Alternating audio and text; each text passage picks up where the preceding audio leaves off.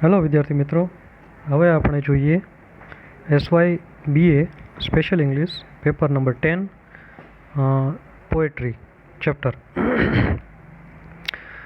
તો સૌપ્રથમ પોએટ્રી ને ક્રિટિકલી જોવા માટે શરૂઆત કરીએ ડેફિનેશન ઓફ પોએટ્રીથી.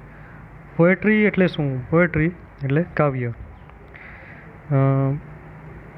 પોએટ્રી એક જ મિનિટ વિદ્યાર્થી મિત્રો, આપણે પહેલાં 30 મિનિટ કરવાનું તો હા હવે બરાબર.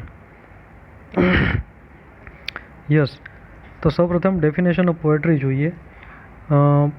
પોએટ્રીની કવિતાની વ્યાખ્યા.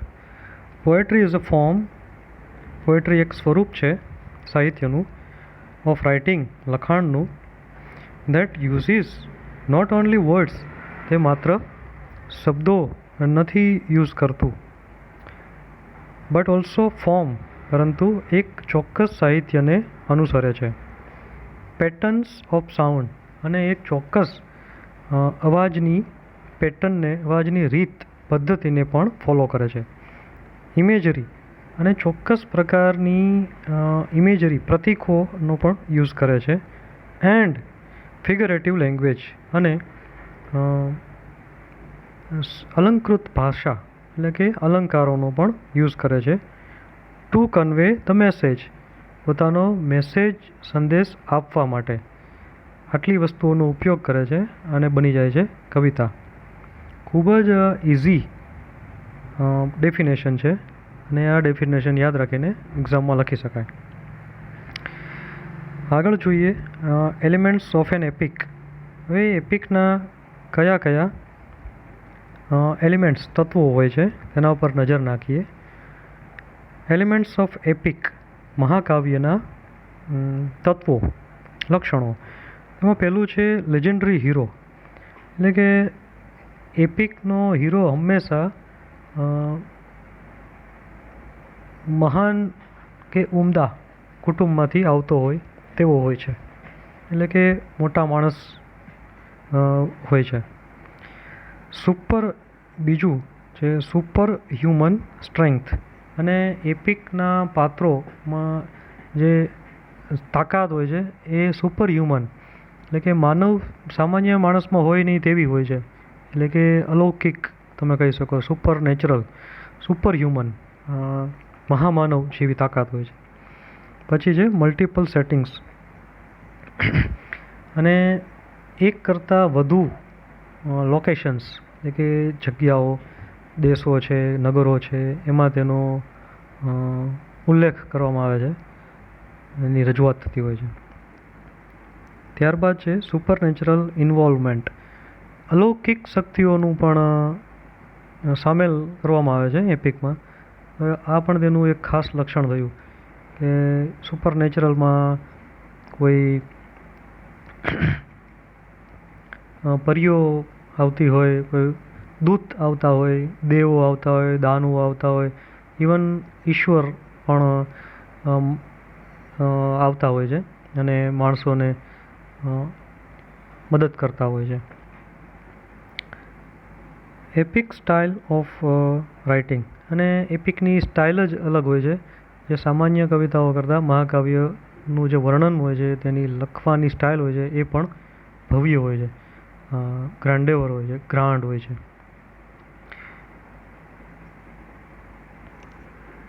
ઓમનિશિયન્ટ નરેશન, અને ત્યારબાદ છે ઓમનિશિયન્ટ એટલે સર્વજ્ઞાતા વર્ણન, એટલે કે એના લેખક એવી રીતે લખે જાણે તે બધું જાણતા હોય તેવી રીતે મહાકાવ્ય લખવામાં આવતું હોય છે.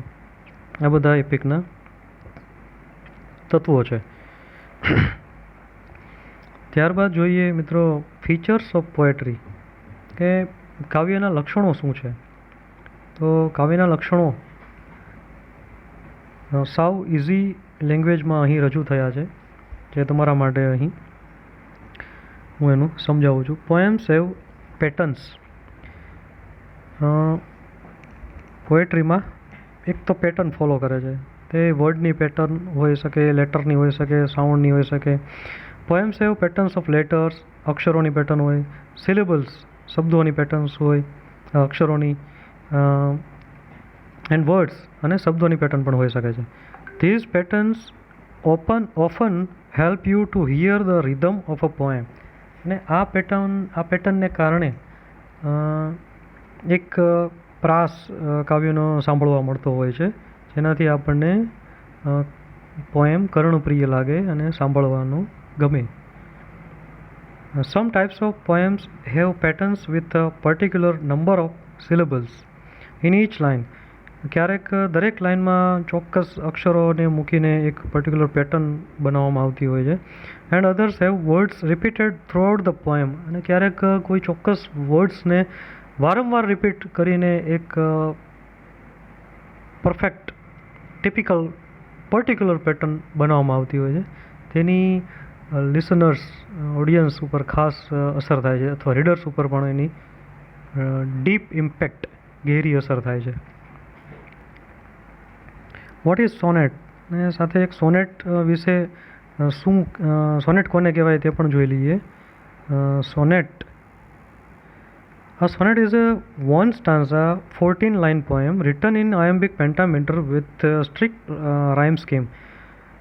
સોનેટ એટલે એક 14 લીટીની કવિતા, સાવ ઇઝી લેંગ્વેજમાં, સાવ સાદી ભાષામાં 14 લીટીની કવિતા એટલે સોનેટ. અને એ પણ મોસ્ટલી આયમ્બિક પેન્ટામીટર, મીટર એટલે છંદ, તે આયમ્બિક પેન્ટામીટર છંદમાં લખાયેલી હોય છે, અને તેમાં રાઇમ સ્કીમને સ્ટ્રિક્ટલી ફોલો કરવામાં આવતું હોય છે. હવે એલિમેન્ટ્સ ઓફ પોએટ્રી ફરીવાર જે બાકીના એલિમેન્ટ્સ છે તે જોઈએ. તેમાં છે ઇમેજરી. ઇમેજરી એટલે પ્રતીક. Imagery is also one of the important elements of a poem. Imagery એક પોએમનું મહત્ત્વનું તત્વ છે. This device is used by the poet for readers to create an image in their imagination. આ ડિવાઇસનો યુઝ એટલા માટે કરવામાં આવે છે પોએટ્રીમાં, કારણ કે રીડર્સ, વાચકો જ્યારે પોએટ્રી વાંચે ત્યારે એના માઇન્ડમાં ઇમેજિનેશન, કલ્પના કરતી વખતે એક ઇમેજ ઉત્પન્ન થાય, એક ચિત્ર ઉત્પન્ન થાય. એના માટે આવી ઇમેજરી વિવિધ પ્રકારની પોએટ્રીમાં ઉપયોગ કરવામાં આવતા હોય છે. આ એલિમેન્ટ ખાસ કરીને મેટાફિઝિકલ પોએટ્રી, જ્હોન ડન છે, એન્ડ્રુ માર્વેલ છે, હર્બર્ટ સ્પેન્સર છે, રિચાર્ડ ક્રેશો છે, વગેરેની પોએમ્સમાં ખાસ જોવા મળતી હોય છે, જે તમે આગળ ભણશો. Imagery appeals to all the 5 senses. અને આ ઇમેજરી દરેક પાંચેય ઇન્દ્રિયોને અસર કરે છે. For example, when the poet describes, ઉદાહરણ તરીકે જ્યારે કવિ વર્ણન કરે છે, the flower is bright red, કે ફૂલ એકદમ લાલ, ખૂબ જ લાલ ચટક હતું. An image of red flower is immediately created in the reader's mind. તો આ વર્ણન વાંચતા જ આપણા માઇન્ડમાં એક લાલ ચટક ફૂલ આપણા માઇન્ડમાં ઉપસી આવે છે. તો એટલા માટે જ પોએટ ઇમેજરીનો ઉપયોગ કરે છે. આ ખૂબ જ ઇફેક્ટિવ એલિમેન્ટ છે મિત્રો. હવે છે એલિમેન્ટ્સ ઓફ પોએટ્રી. કવિતાના બીજા વિવિધ એલિમેન્ટ્સ જોઈએ. એમાં પેલું છે મૂડ ઓર ટોન. પોએમનો એક ચોક્કસ પોએમનો, દરેક પોએમનો એક ચોક્કસ મૂડ હોય છે, એક ટોન હોય છે. Feeling the readers get from the poem. જે પોએમ વાંચતી વખતે રીડર ફીલ કરે છે. સિમ્બોલિઝમ. બીજું છે સિમ્બોલિઝમ, એટલે કે પ્રતીકોનો ઉપયોગ કરવામાં આવે છે. જેમ કે શાંતિની વાત કરવી હોય તો કબૂતરનો યુઝ કરે, શહાદતની વાત કરવી હોય તો ઓરેન્જ કલરનો યુઝ કરે, કેસરી. હરિયાળીની વાત કરવી હોય તો ગ્રીન કલર યુઝ કરે છે. આવી રીતે વિવિધ જાતની સિમ્બોલિઝમ યુઝ કરી શકાય છે. વેન સમથિંગ રિપ્રેઝેન્ટ્સ ઓર સ્ટેન્ડ્સ ફોર સમથિંગ એલ્સ, તો આને કહેવાય સિમ્બોલિઝમ. કોઈ પર્ટિક્યુલર વસ્તુ માટે, કોઈ પ્રાણી છે, પક્ષી છે, અથવા કલરનો યુઝ કરીએ જેમ કે શાંતિ માટે કબૂતરનો યુઝ, તો એને કહેવાય સિમ્બોલિઝમ. મીટર, છંદ, the rhythm or beat established by poem. આ પોએમમાં ચોક્કસ છંદનો યુઝ કરવામાં આવે છે કે જેના દ્વારા તે એક ચોક્કસ રાગમાં ગાઈ શકાય. તે છંદના કારણે એવું ડેવલપમેન્ટ એમાં થતું હોય છે. આ છંદની અસરને કારણે તેમાં રાઇમ્સ આવતી હોય છે અને તેને ગાઈ શકાય છે. રાઇમ, પ્રાસ, words have the same ending sound. ચોક્કસ અક્ષરો કે વર્ડ્સ કે લાઇન્સના એન્ડમાં તમે ચોક્કસ એક પ્રાસ સાંભળો છો. એમાં અંત્યાનુપ્રાસ હોય, વર્ણાનુપ્રાસ હોય, એલિટરેશન્સ હોય, તો એને રાઇમ્સ કહે છે. આ પણ એક ખાસ એલિમેન્ટ છે પોએટ્રીનું. ફિગરેટિવ લેંગ્વેજ, પછી જે અલંકારયુક્ત ભાષા એટલે કે અલંકાર, તેમાં સિમિલી, ઉપમા અલંકાર, મેટાફોર, રૂપક અલંકાર, હાઇપરબોલ, અતિશયોક્તિ અલંકાર, ઇડિયમ્સ, કહેવતો, પર્સોનિફિકેશન, સજીવારોપણ અલંકાર, વિવિધ પ્રકારના અલંકારોનો યુઝ થતો હોય છે. કોનોટેશન, વર્ડ એસોસિએશન, અને એક ચોક્કસ વર્ડના કારણે, ચોક્કસ વર્ડનો ઉપયોગ કરીને, ચોક્કસ વર્ડની રચના કરીને પોએટ્રીમાં યુઝ કરવામાં આવે છે, તેને કોનોટેશન કહે છે. ડિનોટેશન, ડિક્શનરી મિનિંગ, અને ડિનોટેશન જે ડિક્શનરીમાં મિનિંગ હોય તે જ વર્ડનો ઉપયોગ પોએમમાં જે ડિક્શનરીનો મિનિંગ હોય તેવા જ મિનિંગમાં ઉપયોગ કરવામાં આવે તેને ડિનોટેશન કહે. પરંતુ અલગ કોઈ વર્ડનો અલગ અર્થ રજૂ કરવા માટે કોઈ સ્પેશિયલ વર્ડ રચેલો હોય તો તેને કોનોટેશન કહે છે. આવા વર્ડ્સ પોએટ્રીમાં યુઝ થતા હોય છે. રિપીટેશન એટલે કે પુનરાવર્તન. Author repeats a word, line or phrase for emphasis. ક્યારેક પોએટ ભાર આપવા માટે અમુક વર્ડ્સ કે લાઇન્સનો ફરી યુઝ કરતા હોય છે, તેને રિપીટેશન કહે છે. એલિટરેશન, અંત્યાનુપ્રાસ. Words have the same beginning sound, અને કેટલાક વર્ડ્સનો સેમ સાઉન્ડ હોય છે, સરખા શબ્દોનો યુઝ કરે છે, તેને એલિટરેશન્સ કહે છે. ઇમેજરીની વાત અગાઉ થઈ ગઈ છે, તેમ છતાં ફરીવાર વાત જોઈ લઈએ.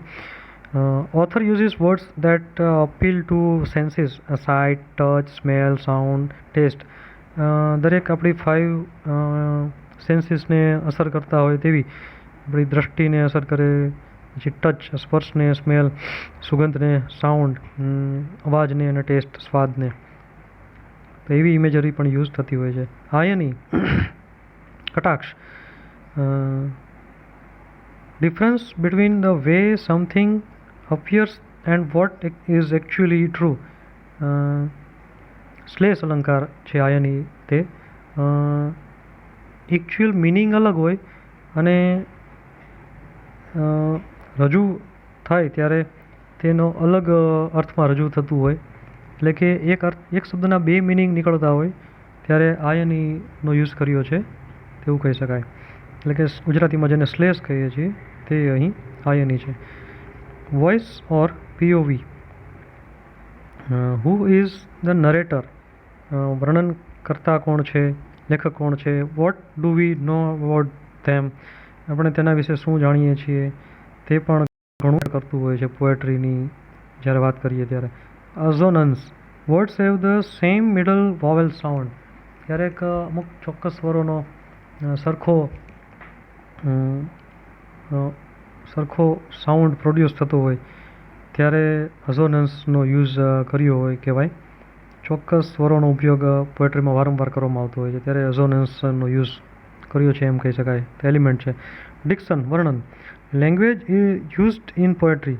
ને જે ભાષા વાપરવામાં આવે કવિતામાં, વોકેબ્યુલરી, શબ્દભંડોળ, ફ્રેઝિંગ, શબ્દ સમૂહો, યુસેજીસ અને એવા ઉપયોગો કરવામાં આવે ત્યારે તેને ડિક્શન કહે છે. ને વર્ણન પણ ખાસ મહત્ત્વનું છે. ફોર્મ, સાહિત્ય, પ્રકાર.